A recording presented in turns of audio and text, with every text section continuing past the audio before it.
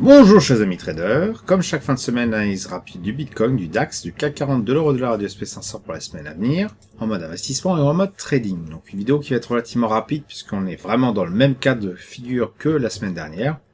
Alors sauf bien sûr pour les calendriers économiques qui est relativement plus cool que la semaine dernière justement, puisque à part quelques news sur eh bien les taux voilà sur la partie australienne, l'indice des l'IPC pour la zone euro, plus particulièrement pour l'Allemagne, et quelques statistiques plutôt dans le sud côté Asie, mais en fait on n'a pas grand chose cette semaine.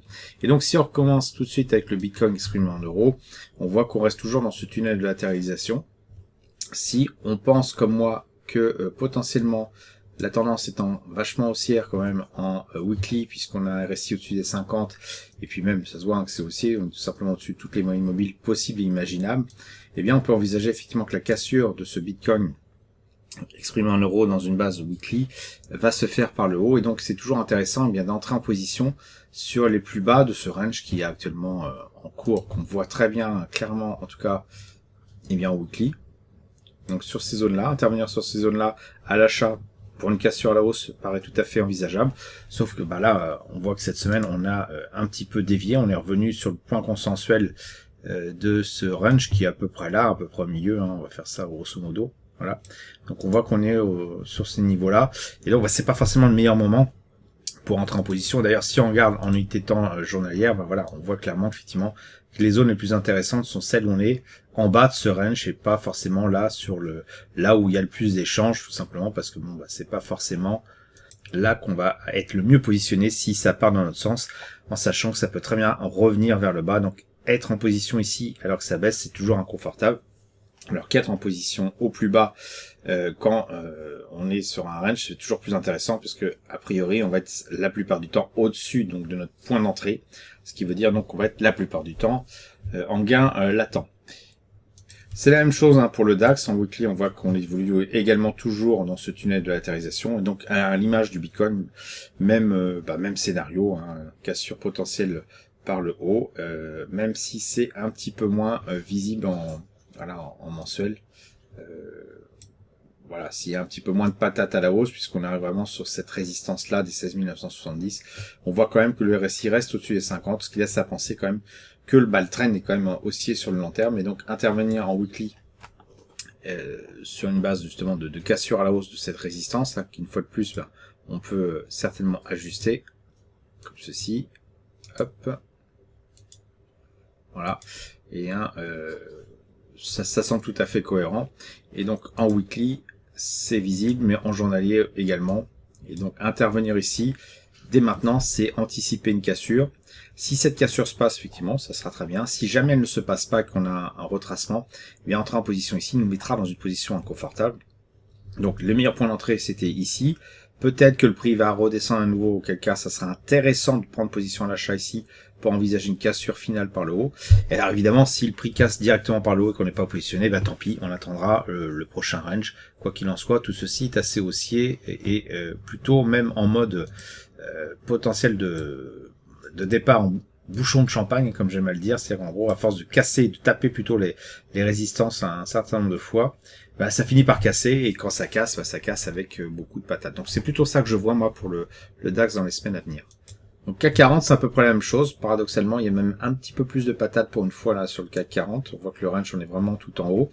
Donc intervenir sur une base mensuelle, c'est aussi voir que le trend est à nouveau comme le DAX haussier. On voit que la résistance est un petit peu moins visible.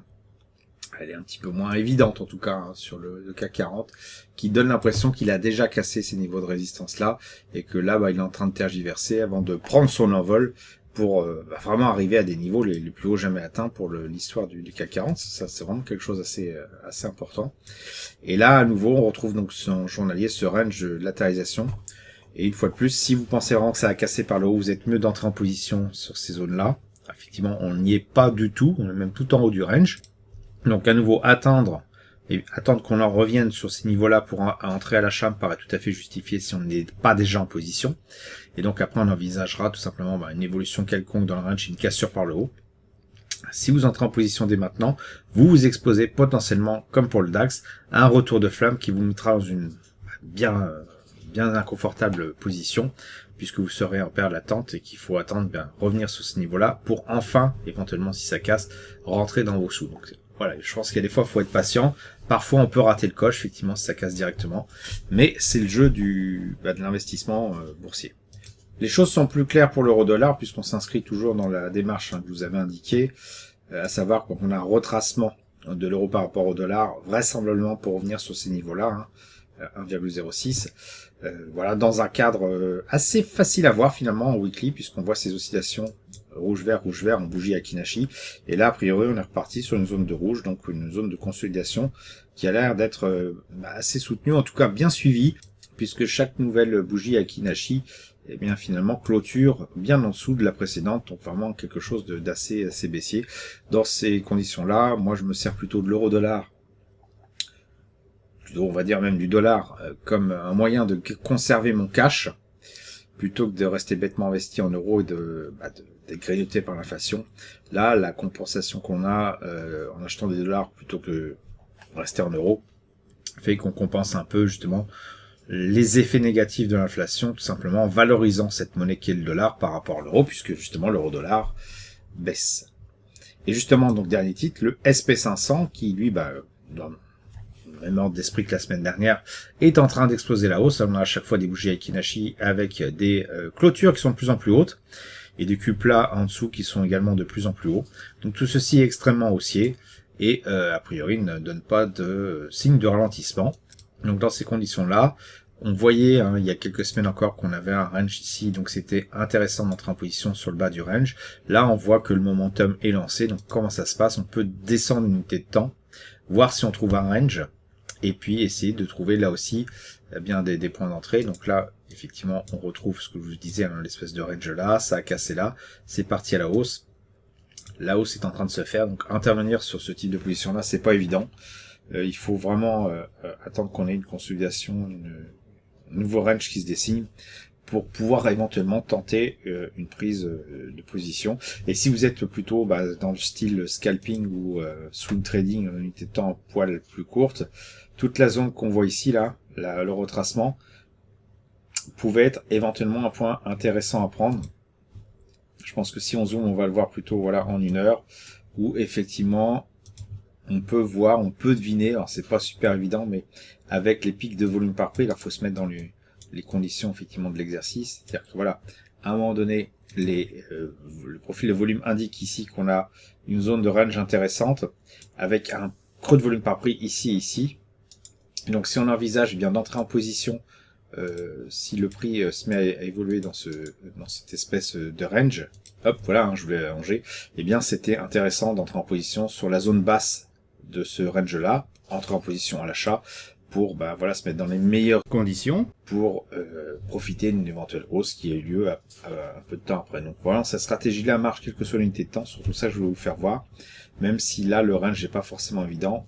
Grâce au profil de volume de prix, eh bien on pouvait tenter effectivement le coup, en sachant que là il y a quand même beaucoup de volatilité, et donc c'était certainement plus raisonnable de prendre un temps plus long, de prendre le temps de voir les choses se dessiner, donc en journalier, voir le range se dessiner là, et d'entrer en position sur les points les plus bas pour profiter de ce mouvement qui a l'air assez puissant.